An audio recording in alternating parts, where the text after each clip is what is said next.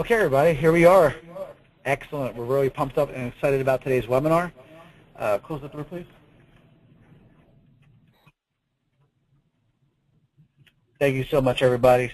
So this is Sensei Nick here in the house of ChampionsWay with the CEO, Farid Dordar. We're so excited today about everything we're going to be going over in today's webinar. A little background before we get started. I had to give a shout out to Mr. Farid. He's helped me so much over the years. He's helped so many school owners and so many business owners. So we want to give a big shout out real quick. Number one, Mr. Farid owns several different types of businesses. Besides, the ChampionsWay, PerfectMInd, he's an entrepreneur. So he helps out a lot of different types of business owners. He's also a former world champion kickboxer. I've also trained with him in the martial arts. I've received my 4th degree black belt underneath of him. It was an amazing test. It was just an amazing time in Vancouver. He's also an amazing father. For those of you who have not seen on Facebook, his amazing daughter, she's already doing side kicks, spin back kicks, and pretty soon she'll be doing split kicks at age 1.5. It's really amazing. So I had to give that shout out. And Mr. Farid, thank you so much for everything over the years you've done for me. And this webinar, we're really looking forward to it. So how to improve your bench strength and inspire your staff from Mr. Farid. Mr. Farid, without further ado, take it over. Thank you very much, Nick. It's great to be here, everyone, and I hope I can share some of my experiences in business with you today, and hopefully you can take some tips from my experiences with employees and management of people in general. So the 4 takeaways for today will be: why do you really need to be an expert in hiring and maintaining employees? Why is that so important? Simplify and clarify the employee's job. Why you need to really be on top of this and how you actually do that. What is bench strength? Everybody think of it differently. I'm going to define what I think bench strength is and why is it so important in every business, whether you're a software company or you're a small gym or running a martial arts business. We all need to really learn how to improve our bench strength. And lastly, how to inspire staff members. So let's get into the first one. I was just talking to someone today, and they said that, the reason you need to be good at hiring and maintaining employees is because these are the people that you live with 8 hours a day. So if you go to work 8 hours a day, and if you live for 90 years, really 30 years of your life you have spent at workplaces. And so if you're going to spend time with people and work with them and grow together, you better be a little bit picky of who you pick and who you choose. And it becomes really important. So, as much as, we spend time to find our partners in life and the amount of time we spend to help our children to behave as they grow older, because, we live with them every day, it is as important to find the right employees. People who fit your organization, people who like to be there, people who want to help you to grow and help themselves to grow. So without people, you can run a business. I've seen so many businesses that they are one-person businesses that, they're still, they can run their business easily, but whether they can grow or not, I don't think that would be even possible. You cannot grow a business without having more people working with you and helping you out. So, if you are here because you feel that you need to learn more about, I would call it the art of hiring and keeping your employees, it's probably you already know that, without employees you cannot really take your business to the next step. If you're grossing $10,000, $20,000, possible to do it by yourself. It would be hard, but possible. But if you're trying to increase your revenue, that would be almost impossible. The high cost of bad hiring. A lot of people really don't pay attention at the beginning. They don't pay attention to the job description that they write when they're looking for someone. Why are you hiring a person? What kind of individual can do that job? If you're hiring for sales, it's quite different than when you're hiring for customer service or a front desk individual. People have different needs and they fit different positions based on their background, based on their education, based on their age, and based on the stage of life that they're in. So you have to be really clear of the position that this person is going to take over. Once you are clear, then you make a list of the things that person needs to do. Then you start profiling people who you would think they would fit that position. So if I want to hire a salesperson, would I be looking for somebody who is shy? Would I be looking for somebody who's never done any sales in their lifetime? And would I be looking for somebody who don't like the art of selling at all?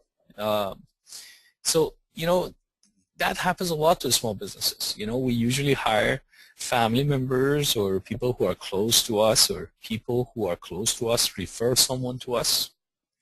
And not necessarily we think enough about would that person really have the ability to fit the job.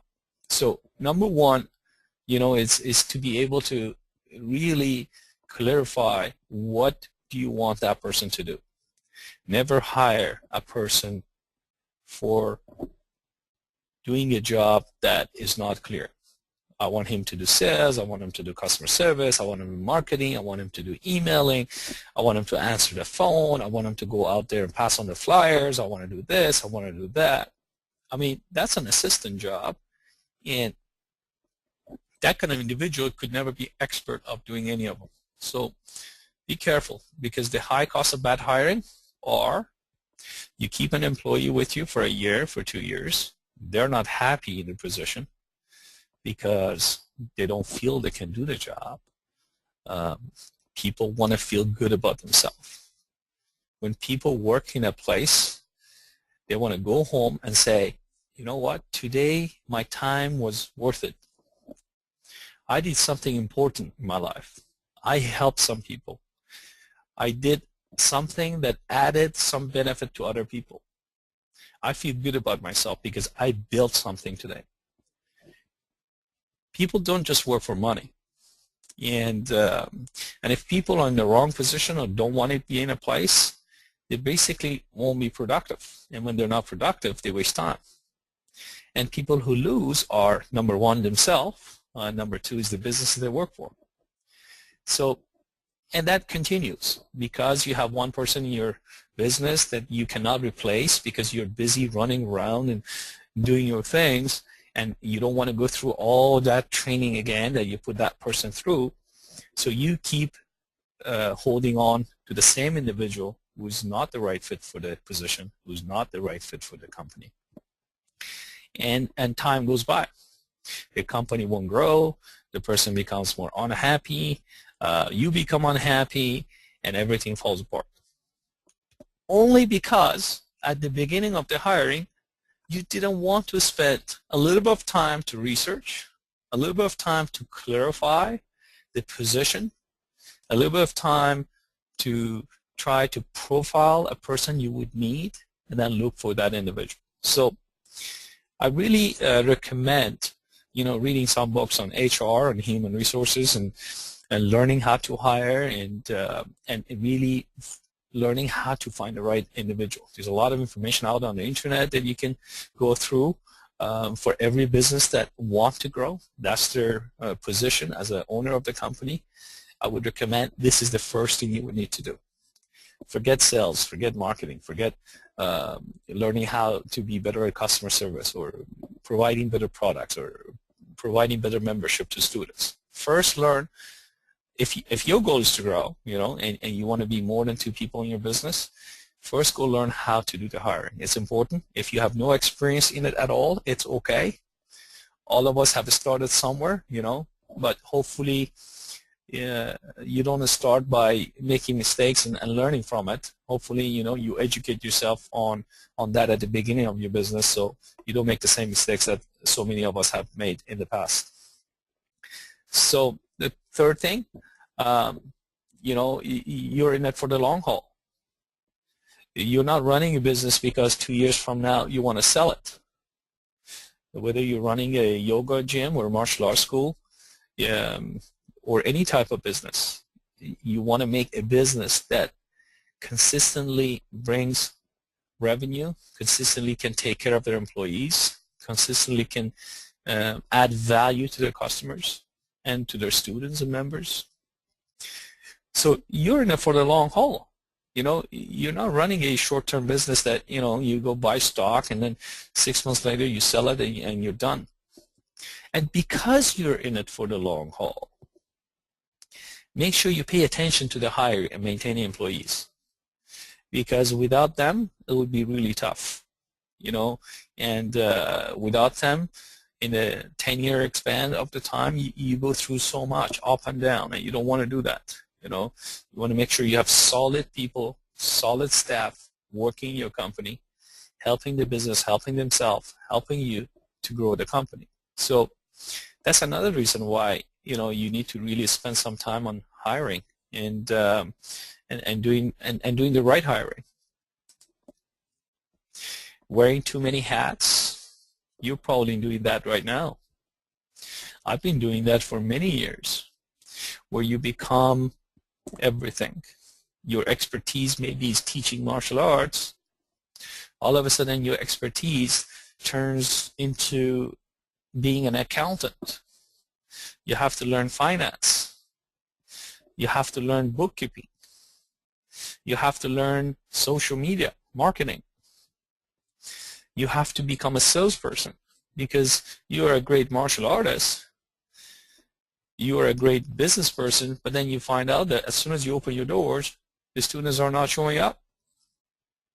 So you start saying, okay, the next thing I have to do is go learn a little bit about website, go learn a little bit about how to create landing pages, go a little bit about learning how I can bring in more customers to my website, bring in more traffic to my website. How does Google deal with this? And so you all of a sudden go completely away from what you're really good at. And that is a problem, because when you wear too many hats, you cannot do really any of them well. And so we try to help as a company small businesses to wear less hats by giving them some of the services we offer. Hopefully we can do those jobs for them, but that's not going to change anything. At the end of the day, you are responsible for the growth of the company, for the growth of employees of the company. And so hiring the right people, putting them in the right place really helps with that.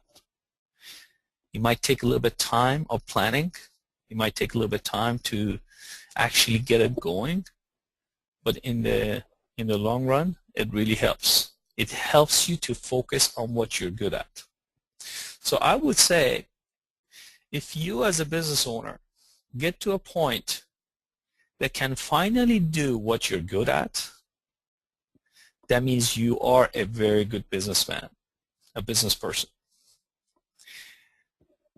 That means you've been able to differentiate all the positions of your business, of your company, and have some people responsible for it.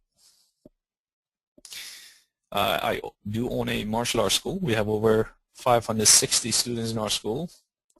Today we have about 5 to 6 full-time employees in that school, with over 30 assistant instructors.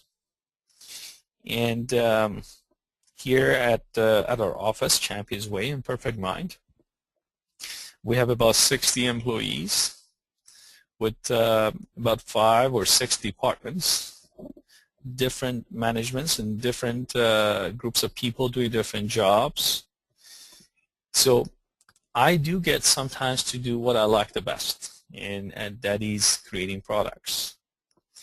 And and sometimes I go back to different departments, and sometimes I do things I don't like, but that's what a business owner, that's the life of a business owner. You usually go back and come back again to what you like to do the most. So getting the right people in the right places really helps you to do that.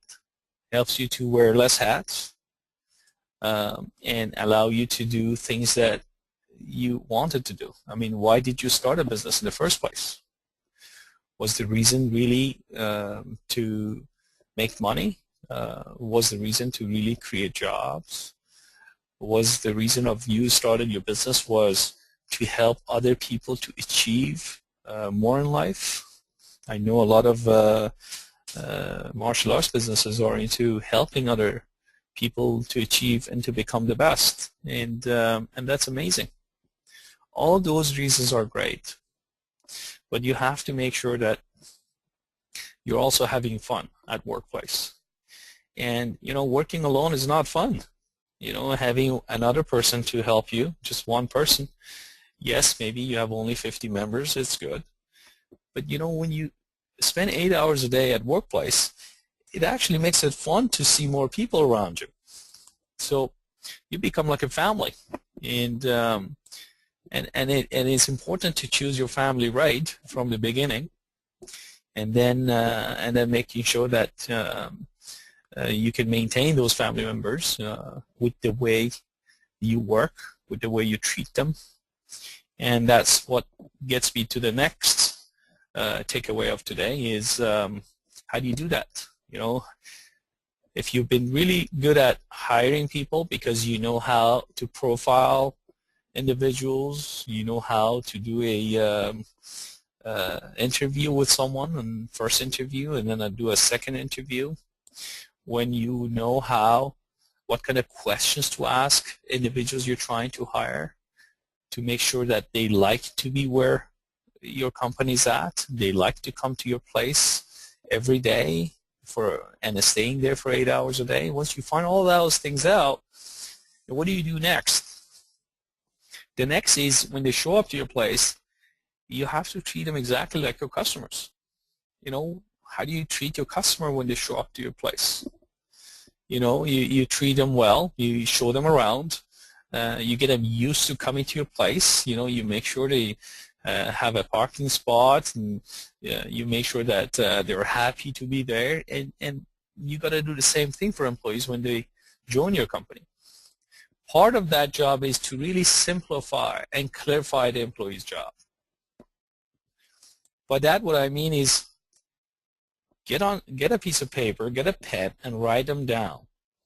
Write down exactly what you want the individual to do the day one that he starts in your company. Not verbal. Write them down. People, when they show up to a place, they don't know anything about that place.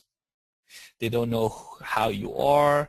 They don't know if you're a great boss, if you're a bad boss, if you're a pushy boss, if you're an excellent boss, if you're a boss that motivates them or not. They don't know what kind of customers they have to deal with. They wouldn't know anything about how stressful the job would be or not.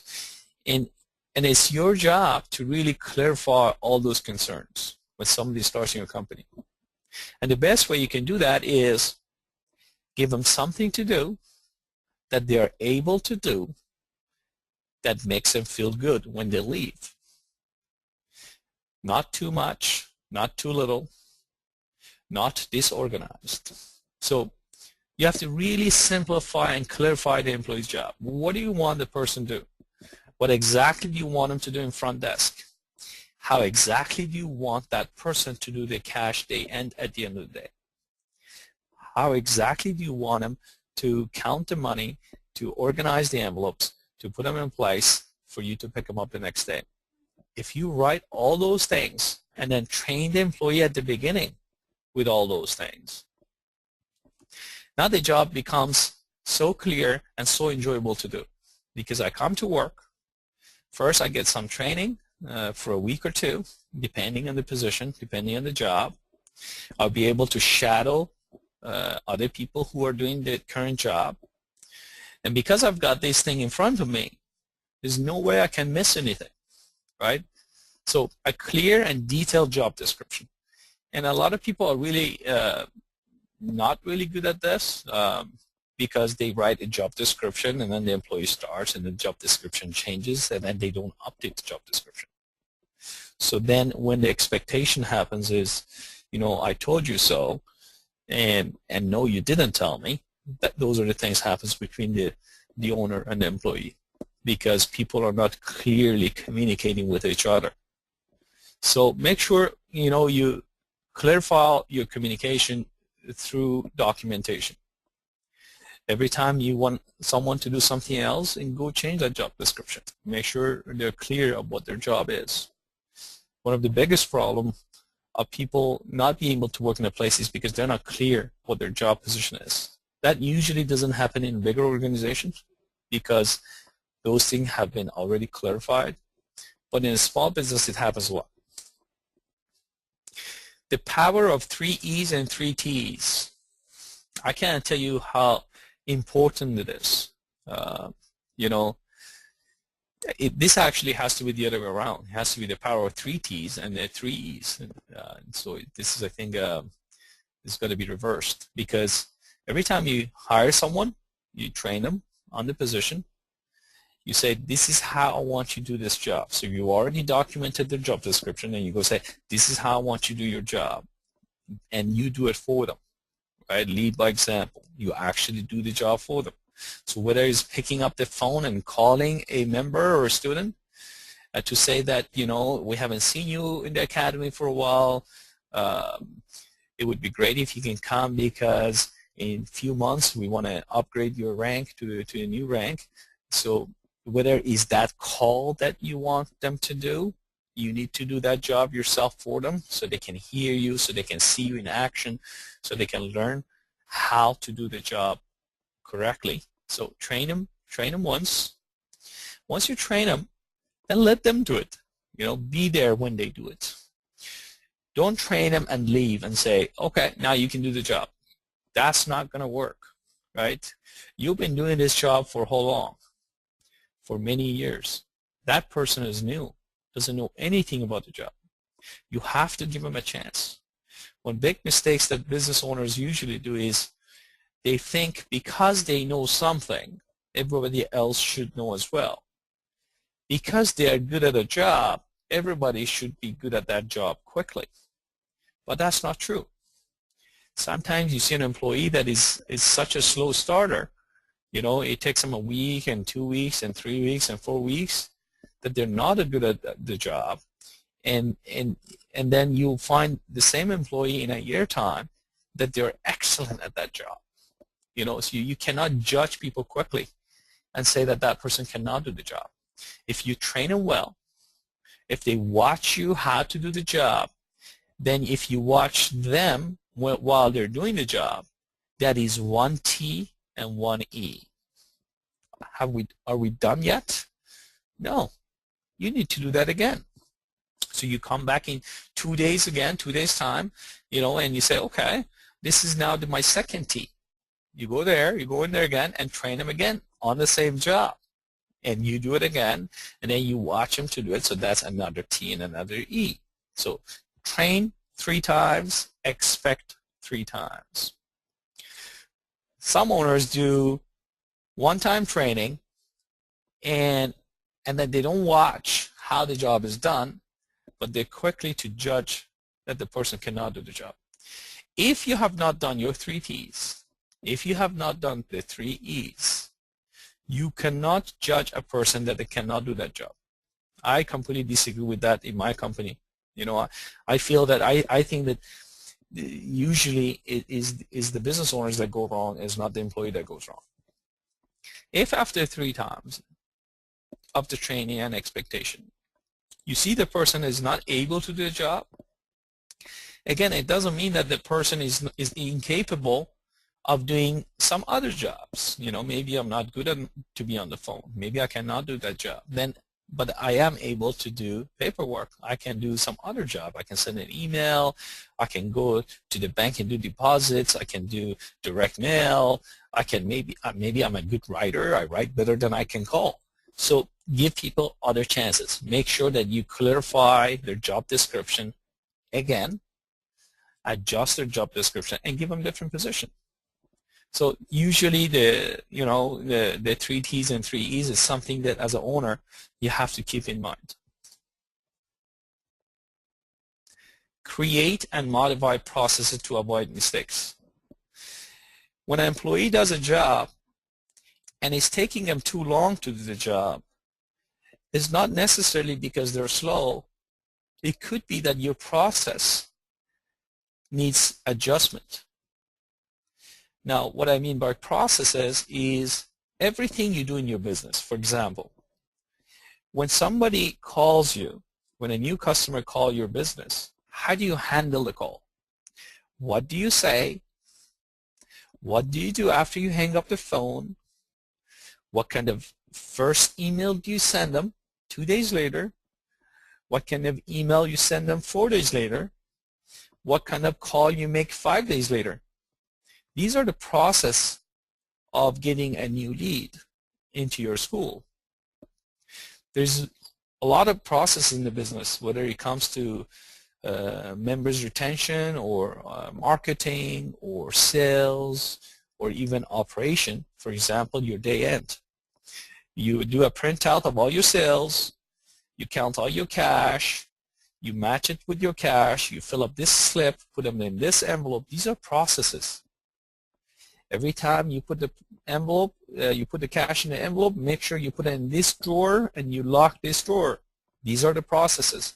The smallest things in your company are processes. All these processes needs to be written. It has to be in writing.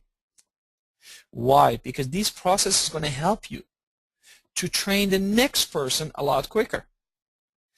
In case this employee leaves or they find another job or they no longer wish to be with your company, you can hire someone else and take them through the same process a lot quicker. So make sure you do write these processes down. The second thing is pay attention to processes yourself as an owner.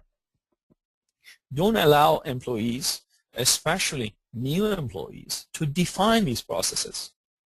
Because at the end of the day, you're the entrepreneur, you're the owner, you know the most from your company, and you know what to do best. So when it comes to your processes, when it comes to your system, that is something you do not want to delegate, right? That is something you want to make sure you do yourself. At least if somebody else is helping you to do it or write it down for you, be involved in the process. Make sure if something that takes 2 steps doesn't turn into a 5 steps. Maybe something that requires 7 steps is not happening in 3 steps, because then you're not going to see any result.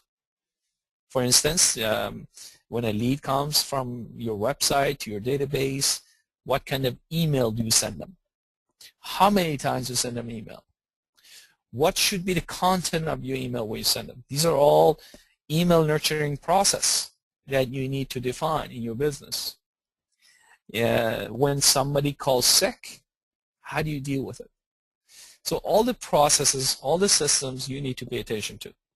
And be ready to create and modify processes as you grow your business. If today you have 50 members or you have 150 students, it's going to be quite different than when you have 300 students. The process changes again. So you got to be able to modify these processes at all times to create the best process possible.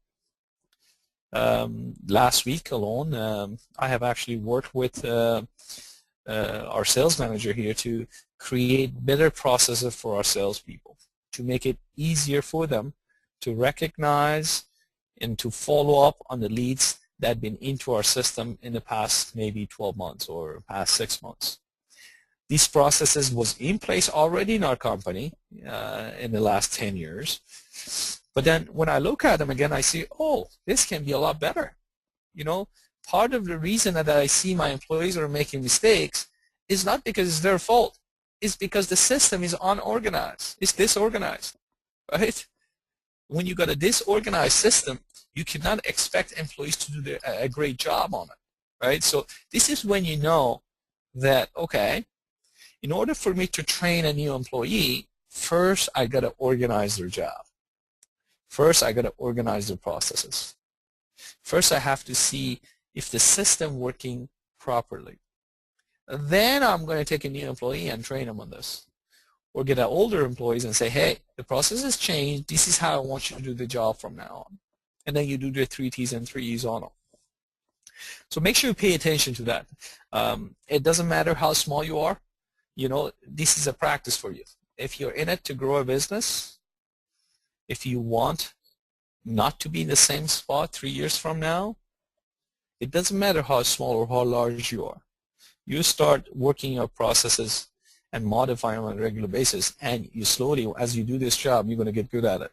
Okay, you're gonna pay attention more to documentation. You're gonna pay more attention to things that are happening in your business, and then you're gonna create a better system to make them even better. And then you're gonna see the result. So if you change the process, all of a sudden you see, wow, my sales grew with 15%. You know, you change a process, all of a sudden you say, wow, now I'm no longer getting any customer complaint. Let's just give you an example. In our martial arts school, Champions, Sean, my partner, he actually started a system called Cases. So because it's a larger school and a lot of people come and ask for different things, whether it's they want to update their credit card, whether they want to put their membership on hold, whether they have a complaint, all these things, we call them cases. So he actually installed the cases objects, the customer service objects, into his database, and he started keeping track of these cases. So, and then he trained the employees that every time a customer or a student comes to us, whether it's the parents, the family, or the students themselves, make sure you create a case. And then he created a different type of cases, a case that was a complaint case, a finance type case, a support case, and all those different type of cases. And then because the cases have ages, he was able to see that there were some cases in the system that was way over 90 days, and nobody actually paid attention to them. When you have a larger schools, you have a lot of students in your business and a lot of customers coming to your business, you need to be super organized. If you're not, then this is what happens. You start suffering customer service because now people ask for something. That person who's supposed to do that job, they're not in the business at that moment. Maybe they're teaching a class. Maybe they're sick today. They're not at work. And then things get lost. With cases, he was able to reduce all complaints, all cancellations, and he was able to give a great customer service to his students. Just because now he had a system to actually see that what was the things that people were asking for, who were the people who were supposed to take care of it, and whether they did take care of them or not. And if something fell off the crack, then he was able to find them and get to them right away. So that's just an example of how you improve your customer service. By creating a better process, by creating a better system in your software, you are able to make a change. And it's really important. So what is bench strength? You know, the great example of it is, you know, you're playing soccer and it's 11 of you on the field, and then all of a sudden, you know, one of you get tired. You know, then you need somebody from bench to come and help. So some of the reasons that you really need to have bench strength in your company, I'm going to list them here. So I'm going to start with the first one. It's called grow on demand. Have you ever seen a restaurant that opens up?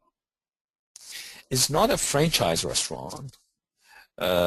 It's basically a small business that opened a restaurant, but a beautiful one. They spend a lot of money on the furnitures, on their tables, and on their signs, and on their website, and their social media. And the restaurant is supposed to open up in 7 days. It opens up in 7 days. The business owner spent a lot of money in the restaurants. When the restaurant opens up, he's got one cook and one waitress in that business. All of a sudden, 100 people show up to the restaurant. You spend all that money to make your restaurant beautiful. Then on your grand opening, you had 2 people in it. How are you going to actually now give the service to all these people? That's what happens usually every day to small businesses. The biggest problem of a small business not be able to grow their business is because they don't know how to grow on demand. They don't have enough people to do the job. We all wish that we had 10 times more customers. We all wish that we can double our number of students. We all wish for that. But can you really do it if it happens tomorrow? Say, for example, what was the worst things about Groupon? You will put a coupon out there. Hundreds of people could show up to your place, then you couldn't service them. It happens every day to every small business, whether they're a restaurant or they're a gym or a martial arts school. It happens every day. How do you grow with demand? If you don't have the bench strength, you can't do it. And bench strength costs money. Having 11 players on the field and then having 3 people on reserve costs money, because now you need 14 people. But if you're in it to grow your business, if you're not running just a lifestyle business where you like to stay small, then you need to think strongly about your strategy. One of the strategies that you have to really pay attention to is your bench strength. And the bench strength is this. I've got 2 instructors teaching. I've got 2 instructors assisting. If something happens to one instructor, the assistant instructor jumps in and is able to do the job. What happens usually in a small business is that I have 2 instructors, but I have no assistant instructors. So when one instructor leaves or gets sick or go on vacation, I have to get in and teach the class. And because I get in to teach the class, then I cannot do my job as the owner of the business, which is the finance, which is the marketing, which is the sales, which is the follow-ups, which is the whole management of the cash flow, which is the management of all employees, and things fall apart. So bench strength, it becomes important. If you want to grow on demand, if you want to be able to double the number of students, you know, if you want to double up your number of clients we have in our business, we need to strengthen our bench. And we do that here in our software company as well. You know, if for every sales guys that we hire, we start thinking about hiring a customer service agent. Because how can you make a sale and sell a software but not be able to service it? We had some challenges with that in the past. And all the challenges came to this. We didn't have enough bench strength. It happens in a martial arts schools. It happens in a software company. It happens in any type of business out there. Think about it. Other reasons of bench strength is to be able to switch, to change people's job when they get bored, when they're tired of doing a job, when a job is repetitive and you want to switch it around. You want to get somebody to do that job for a while and then switch them around to do some other job. You know, bench strength really helps with that. And teach smaller classes, you know, I always say, yeah, especially, you know, the martial arts schools, you know, that I've been an expert in that field, in that, you know, for a martial arts class, it shouldn't be 10 students per instructors. You should have maximum of 10 students. So if you want to have 100 students versus 300 students, you have to increase number of your classes, or you have to increase the number of instructors. You cannot ask to have a lot of students but have same amount of classes. That won't work. So the number I would say is 10 per instructor. If you have 20 people in the class, then definitely you need 2 instructors in the class. Bench strength also helps with that. So if all of a sudden one class is getting full, you get some of your assistant instructors come and help out. You get them off the bench, you say, you're on. At the same time, you're growing people. You're growing the employees who are on the bench. You know, they're actually shadowing you. They're actually learning things from you. And they're actually having fun as well, because it's actually sometimes fun to be on the bench. You learn a lot, especially if you're new. And, you know, you can be part-time or you can be full-time and still be on the bench. In a software company like us, our bench cannot be part-timers. They have to be full-timers. So it costs the company a little bit more money. But in your situations, you could have part-timers bench strength. And you don't need to have 2 or 3 of them. I would say for at least 20% of your number of employees should be bench strength. So if you have 10, you should have two people on the bench that can jump in and do things. Yes, it costs the company money because you have to spend more money in paying these individuals. But at the same time, it adds you other benefits. And if you're a growing company and if you want to be a growing company, you cannot really do without the bench. Is your employee taking you hostage? That happens a lot. I've been in the business for long enough to know that, that you cannot change human nature.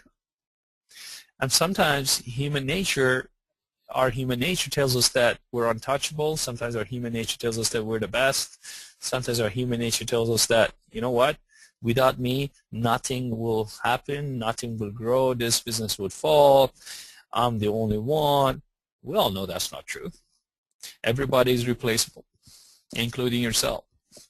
So don't let that happen. If you're working especially with two people, all of a sudden you're getting a lot of members, your marketing is doing great, your sales is doing great, and all of a sudden you go back and see an employee is, playing it, and they're not doing really their job, they're not being productive at their workplace, and you know it, and they know it, that you're not going to do anything about it. That's the worst situation to be in, guys. Make sure you don't let that happen. Me personally, when that happens, I go the other way around. I all of a sudden stop caring about the business and the growth, and I say, you know what? You can no longer be here. I communicate with an individual. I sit down with them to make sure that if they start being productive again, I will let them go, and they have to find another job. But every time I want to let somebody go, I always think about them first. I really do.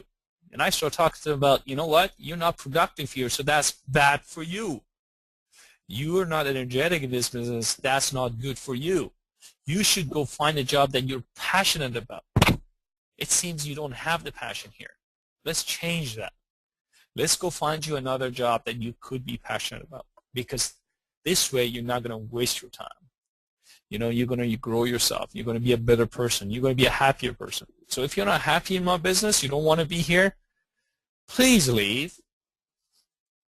Please don't stay here and take the resources and the wages and be unproductive.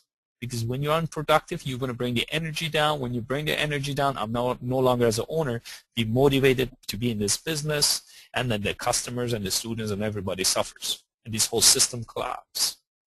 So if you want to be here, be energetic, be productive. If you don't want to be here, goodbye. Do not let them to take you hostage. Do not let them think that they can stand there and be unproductive and continue in that way. And the last one, how to inspire staff members. I think this is probably the biggest one. Maybe the reason you're in this meeting today. Because at the end of the day, I would say that if people are inspired, if they're happy to be in a business, they're going to really help that business to grow. If they've got that energy and that passion, they'll pass that on to your customers. And that is so important. I have this accountant that I go to, and I've been going there for probably in the last 10 years. Me being kind of loyal and not wanting to change my suppliers. And this lady in front desk, after 10 years, every time I call, and I say, can I talk to this individual, my accountant name, and she says, may I ask who is calling? And every time I think, after 10 years, you still do not recognize my voice? That's unbelievable. Then when I give her my name, I say, this is Farid from PerfectMIND. Can you ask him to call me? She says, can I get your phone number? Isn't that sick? Working with a company for so many years, they still don't recognize your voice, and they still don't have your phone number. That's unbelievable. So I actually talked to my counter a few times about, not really firing the individual, because every business is quite different and it's obviously working for them. But telling him about how important it is to have somebody in front that is the face of your company that can give this energy to their customers, to make them feel comfortable, to make them feel welcome. And that's not happening in your business. And you know what the answer was? You know what? She's been here for a long time, and she's been doing this for just this job for a long time. So it's kind of, I think taking him as a hostage. So it's not good. You don't want to have people there that they're not happy to be there. You don't want to have people there because it really affects your business. It really affects the customer base. It really affects your bottom line and the business growth. So how to inspire staff members? I think the first most important way is lead by example.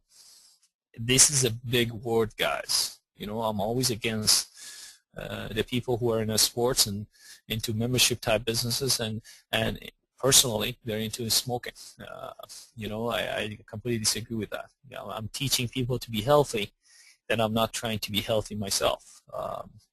Lead by example. You can't expect people to be on time if you're never on time yourself. You set up a meeting and you're late. You come to work late. You never finish things that it is in your hand personally and everybody clearly can see. You never finish them on time. You don't dress professionally and expect them to do, right? So lead by example. If you expect them to work hard with them. If you want them to be on time yourself.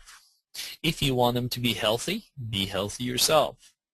If you want them to smile when they're talking to a customer, smile yourself. Lead by example. This is how you inspire the people you work with, because then the people have a choice to be with that business or not. They look at you as a leader of the company and they say, I want to be like that. I like this type of lifestyle. I like to spend 8 hours a day here because this is the kind of person I want to be. So lead by example is really important. Put everything on the table. One day you walk in. I had my sales executives were sitting in their cubicle, and I went by them, and I saw about 7, 8 of them were really engaged with their job, and then I saw a couple of them weren't. And when that happens, I usually like to right away talk to people, because there's something wrong. Something wrong doesn't mean it's something wrong with your business, or not necessarily, they don't want to be here, but sometimes it's personal. We all have personal things in our lives that we have to deal with. So, when I put them to the side and I say, I don't see you, Mr. A, I don't see you really engaged. Is everything okay? That's the question you ask. Is everything okay?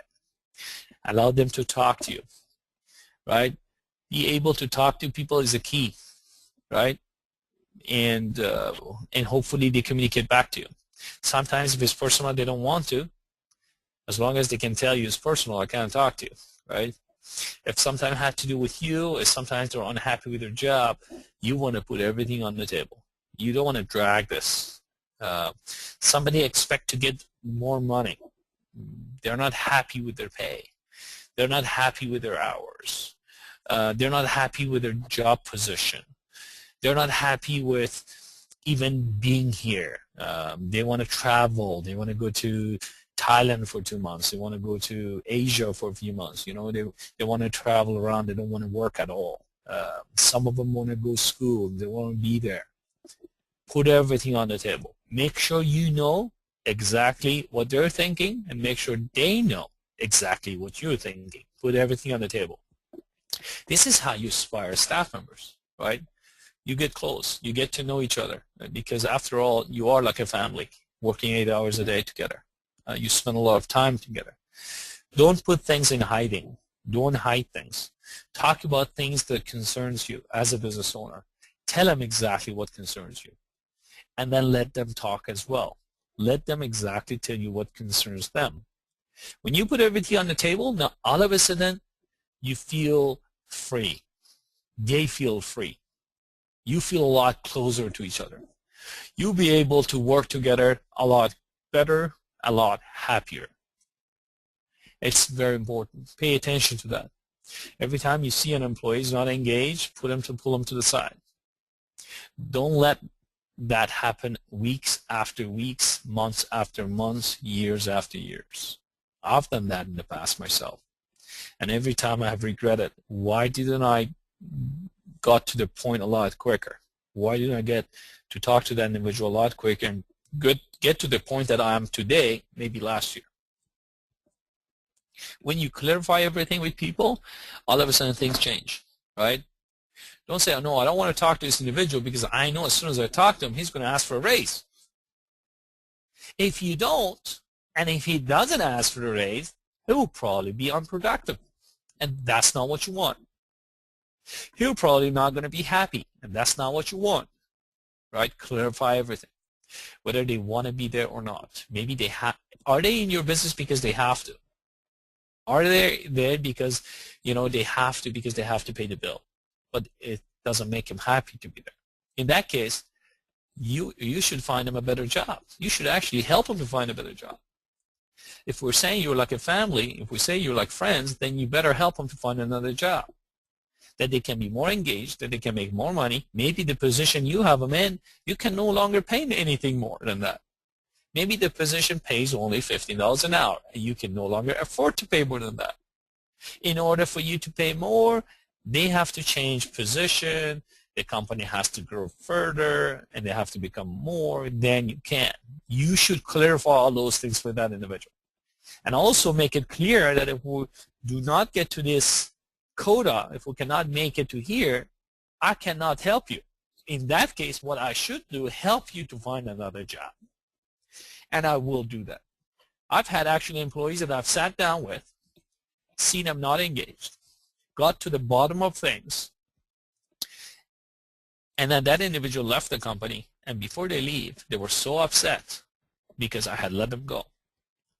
This lady once that I had to let her go sat in my office and I started crying, right? And it was expected, you know, every time you get fired. It's probably one of the worst feelings in the world, right? You feel rejected and you feel like you're a failure. And I wanted to make sure she doesn't feel like that. So I told her, I said, listen, I'm going to let you go today. If you come back here, not in 30 days, but in 60 days, and say, Farid, I want my job back. The job is yours. So I made sure that that is clear for her, okay, that I'm not letting you go because I think you're not worth it for me. I'm letting you go because you're not passionate about this job, and I think you can do better somewhere else. And I said, I bet you're going to come back, and you're going to say, thank you for letting me go. The lady left, and honestly, 30 days later, she came back and said, thank you. Thank you for letting me go. I found this bigger company that I'm doing this, and I'm so excited. I'm so happy about being there. And that is great, right? That is great. She's happier. She's not here, you know, complaining and making everybody's life hell. It's good for everyone. Put everything on the table. It's important.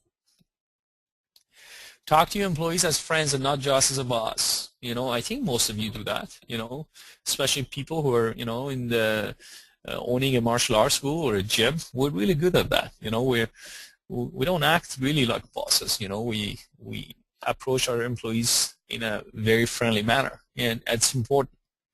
What I mean by, you know, talk to your employees as friends and not just as boss is not really just talking. It's about the way you act. It's okay to go for a lunch once in a while with them. It's okay. No, it's a must, right? Have coffees together, talk about their friends, talk about their dog, talk about their family. You talk about your things. At the end of the day, they're not just here being employees of your company. There are people here to help you to grow your business and to help themselves to grow themselves individually. So you're like partners, you know. I consider, honestly, all employees partners. Maybe they don't feel the same way because they think, oh, they don't own a share of the company. But you know what? Everybody has a part in the company. Whether you're a janitor of a company, whether you're a president of a company, whether you're a CEO of a company, it doesn't matter. Everybody's got a part in a company.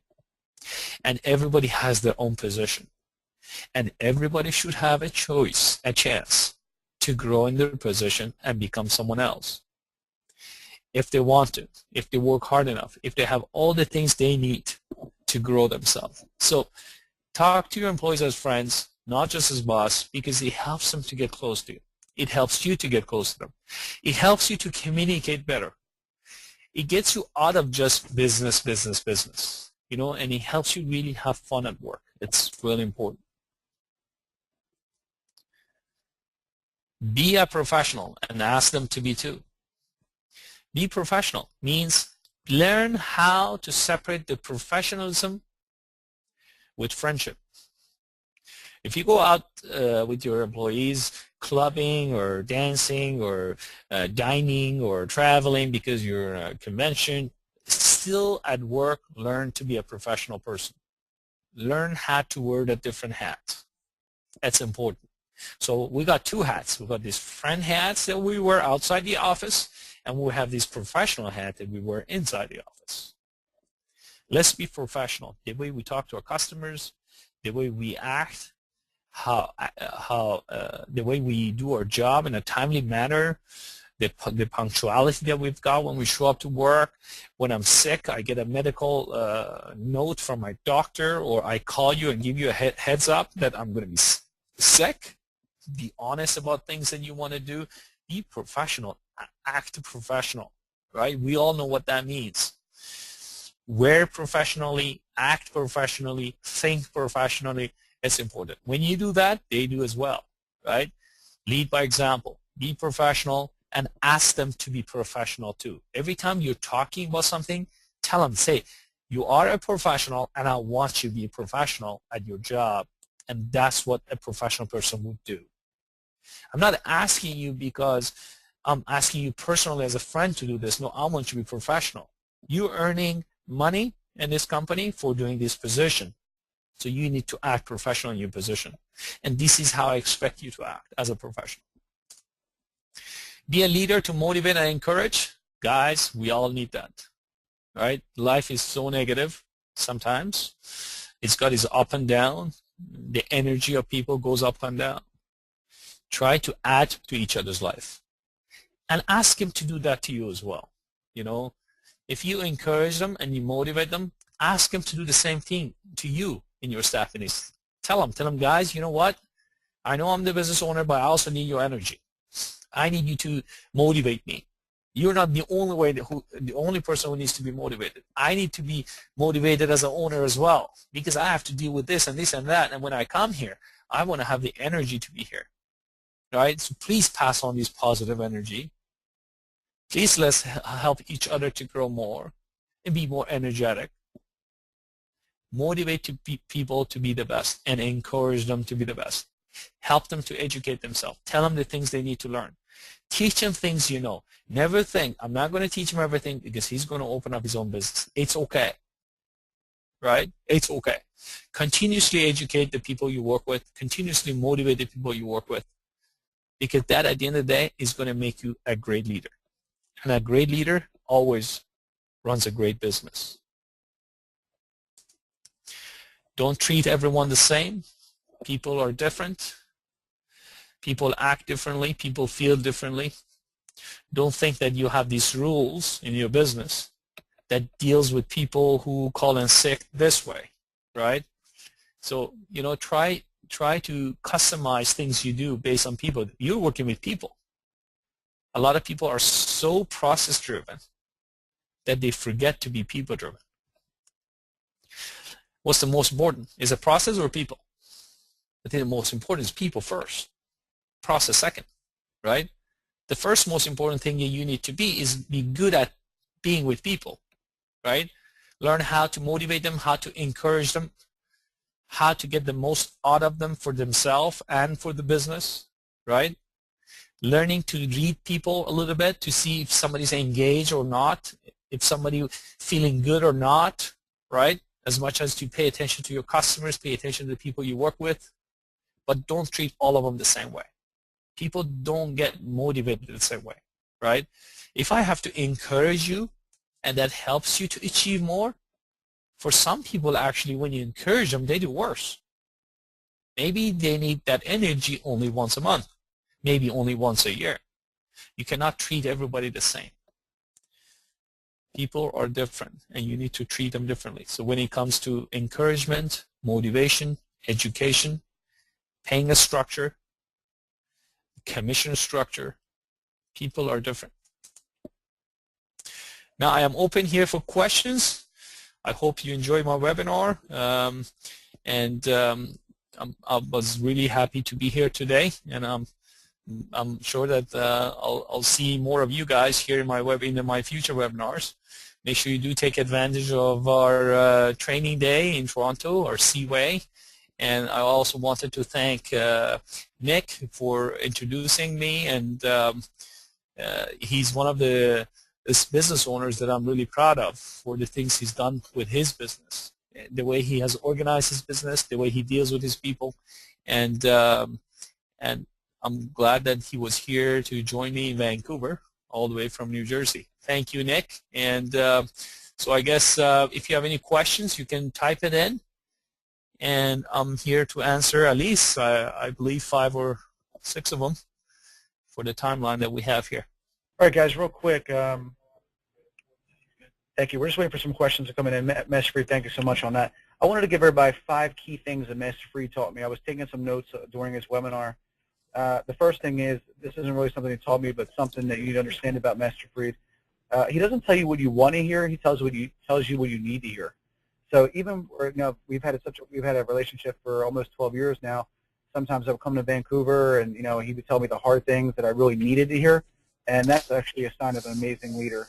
So that's been one of the best things that I can tell you whenever you have a chance to talk with him at any of our events or any of our webinars or anything in person.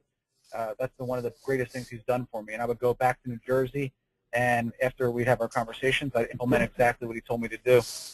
The second thing was, the greatest point was, your employee is holding you hostage. That he taught me that probably about 7 or 8 years ago. And when he first told it to me, I was like, oh, well, this guy would never leave me, or no, that would never happen. And with the experience for someone like me, I started seeing things like that happen, and it was really a great point. The third thing was processes. This has been one of the things I've been really working on a lot with the things I'm doing with ChampionsWay and in my business as well. And this is something I believe is going to help me go to the next level. And Mr. Farid's always pushing you to get to that next level, not being satisfied. So processes, I believe what I'm learning now, and when I bring it to the martial arts schools in the next 3 to 4 months, because I do a lot of the webinars, I think it's really going to benefit a lot of the martial arts schools. The other thing I wanted to go over was when someone, one thing Mr. Farid told me as well was, when someone comes to you and demands more money for their job performance, that's really, it's a really quick and easy decision for you. If someone demands more money and they just say, if I don't get this or I leave, that person will probably be walking. But if someone comes to you and they say, you know what, Nick, I really need some help. I love it here, but I'm struggling, that's a different story. But when demanding money for your job, that person has the wrong intentions. And then finally, before we go into the questions that are coming in here, there's a lot of questions coming in. Enabling a low-performing employee. One thing Mr. Farid taught me was that it's basically like giving them drugs. If they're not performing, if they're late all the time, if they're just not performing in their job descriptions, and you allow them to do so, they're never going to improve. You have to just let them know that they continue that. They probably will not have a job, or you're going to have to make some adjustments. So those are 5 quick things I wanted to share with you. And Mr. Farid, we have our first question coming in. Do you recommend trading with a student for them to teach classes without having any lesson payments? Okay. So I hope everybody can hear me. So do you recommend trading with any student, teach classes without them having any lessons payments? Yes, definitely. I think what's important first, can they teach? Have they been through your assistant instructor training program? I would make sure that people, first of all, go through steps to get to a point that they can teach other people. first of all, most importantly, they can do the job, and they've been trained at it. If that has happened, and if they've been doing it for at least 6 months in a year, now would I trade payments lessons? Of course, yes, definitely. I mean, you all want to make sure that you're fair. And I think in our school, what we do is actually the black belts who teach classes don't pay for lessons. And though we do have assistant instructors who are not black belts and they've been in the school for 2-3 years, but we do have this assistant instructor program that takes a couple of years to 2-3 years to get to a higher level. So we rank actually our assistant instructors as much as we rank. We do have our martial arts ranks. So we have third assistant, second, and first assistant instructors, and when they get to be an instructor, we actually ask them to, if they want to teach twice a week, and when they do, they don't pay for their membership. So I hope that helped. Thank you, sir. And another question from Matt McDaniel, Master Farid. We have an instructor training program, and we use the PerfectMIND library training as well. How many hours do you require them to teach each week in order to defer payments? I think I already answered that. I would say at least twice a week, right? And depends how much is your membership. So you can calculate it. Think of it like this. If somebody is going to teach an hour of a class, how much do you want to pay them? And then if they teach 8 of those, so 8 times 1 hour is 8 hours, times maybe $20 an hour is $160, and your membership is about the same rate, that would be a good, fair payments for them. Thank you, Master Farid. Another question. How would you suggest developing yourself as a leader? I don't see that question here. Can you repeat that question again? How would you suggest yourself developing yourself as a leader? What is your advice? Well, I think most importantly, as I explained in my presentation, is lead by example. Number 1. Number 2, try to inspire the people you work with. I think great leaders inspire people. I think that's given. People want to be in a place. People want to work with you. People love their job. If you achieve these things, that means you are a great leader. I think once you start inspiring people, that means you're inspiring them to achieve more. You're inspiring them to become more. And that makes you a great leader. Number 3, make sure you share the common goal. As a leader, you have to make sure that everybody's on the same page, and that is your job. Be able to share ideas and create common goals that everybody together as a team can achieve. And Master Farid, just a quick little thing in regards to watching you out here. The one thing, guys, that I've noticed from Master Farid is his attention to detail is just insane. Like whenever we're going, and whenever I follow him in different departments, he just picks up on things that I don't think anyone else sees. So that attention to detail, Master Farid, is definitely an attribute you possess, and hopefully other school owners could pick up on that as well. When it comes to your website, teaching a class, that attention to detail, Master Farid, I have to give you props on that. Thank you very much, Nick. I definitely I do agree with the detail. I mean, everybody has a different styles of leadership and management. And definitely I work from bottom up as well. I don't usually just sit up and focus on planning and a strategy. I like to get to the bottom of the things and make sure things are done perfectly. Because when things are not done perfectly, usually you don't see any growth. And it's just a style, and I chose that style of management. But some people, I've seen some other leaders in different companies who do not pay attention to details, and they think they have to leave that to other people, and they're still successful individuals. It's interesting too, Master Farid. You have an office here, but really you're rarely ever even in that office. You're floating, you're going all over, and I think since I've been here for 2 weeks, I don't think I've seen you in your office once. No, you don't see me in my office. Because what is an office for? As a leader of the company, as a manager or the CEO of the company, You want to be with people, right? You want to help them in their job, on their daily job. You want to make sure they're achieving what they need to do, and you want to be there with them as they are doing the job. So if you're running a martial arts school, same thing, right? You are out on the floor, you're talking to the parents, and you're probably at the front desk selling gloves to a student, right? So it's important to be involved. Yes, sir. Okay, 2 more questions. What is the best way to have assistants begin to actually teach material?